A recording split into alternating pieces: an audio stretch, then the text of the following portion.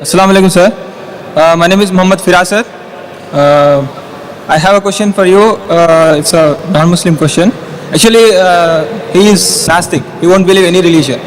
So he asked me the question, who created the God? God created us, and who created God? So how should I answer him? Brother asked the question that a non-Muslim atheist asked him the question, who created God?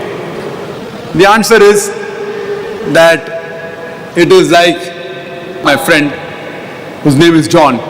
His brother Jack was admitted to the hospital, he tells me. Brother John tells me that my brother Jack was admitted to the hospital. He gave birth to a child. Was the child a girl or a boy?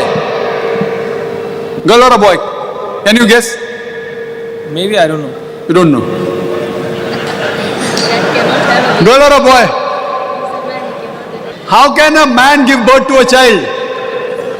Jack is a brother of brother John. Admitted to the hospital, gave birth to a child, girl or a boy? The question is illogical.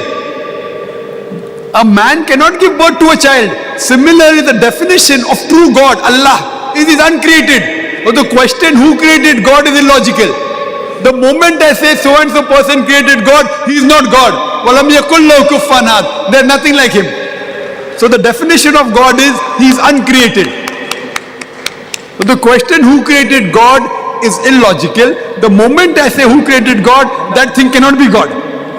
God by definition is uncreated. He creates everything else like us. We are dependent on him. He is independent on anything.